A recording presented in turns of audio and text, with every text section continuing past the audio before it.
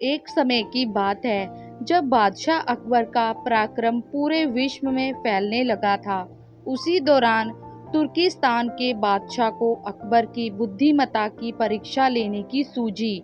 तुर्किस्तान के बादशाह ने अपने दूत को संदेश पत्र देकर कुछ सिपाहियों के साथ दिल्ली रवाना किया।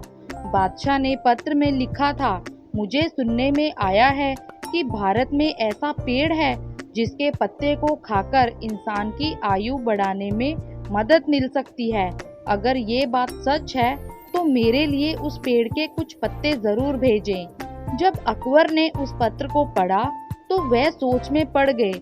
इस चिंता से उबरने के लिए अकबर ने बीरबल का सहारा लिया। बीरबल की सलाह पर बादशाह अकबर ने तुर्किस्तान से आए सिपाहियों और दूत को कैद करने का आदेश दिया।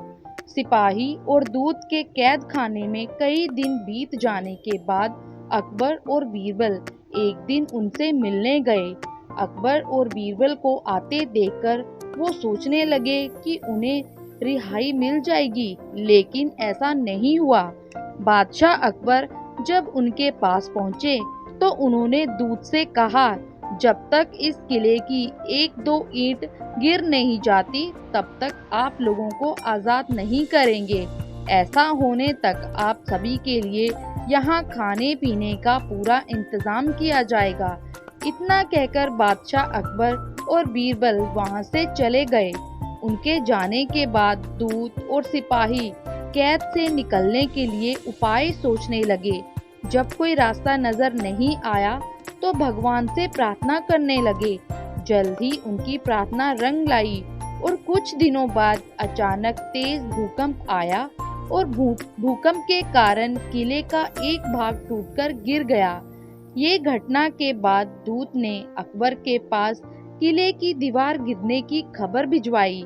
ये खबर सुनते ही बादशाह अकबर को अपना वादा याद आया और उन्होंने तुर्किस्तान के दूत व सिपाहियों को दरबार में प्रस्तुत होने का आदेश दिया। उनके दरबार में पहुंचते ही बादशाह अकबर बोले, अब तो आप सबको अपने बादशाह के द्वारा भेजे गए पत्र का उत्तर मिल गया। अगर अब भी आपको समझ नहीं आया है तो मैं समझा देता हूँ। तुम सिर्फ 100 लोग हो और तुम्हारी आह सुनकर किले का एक हिस्सा गिर गया। तो सोचो, जिस देश में हजारों लोगों पर अत्याचार होते हैं उस देश के बादशाह की आयु कैसे बढ़ेगी। लोगों की आह से उनका पतन तो निश्चित है। हमारे भारत देश में किसी गरीब पर अत्याचार नहीं होता, यही होता है आयुवर्धक वृक्ष। उसके कुछ दिन बाद बादशाह ने उन सभी को उनके देश भेज दिया है और रास्ते में होने वाले खर्चे के लिए कुछ पैसे भी दिए। दूत ने तुर्किस्तान पहुंचकर भारत में घटित सारी बात विस्तार से बादशाह को बताई। अकबर बीरबल की बुद्धिमत्ता देखकर तुर्किस्तान के बादशाह ने दरबार में उनकी बहुत प्रशंसा की।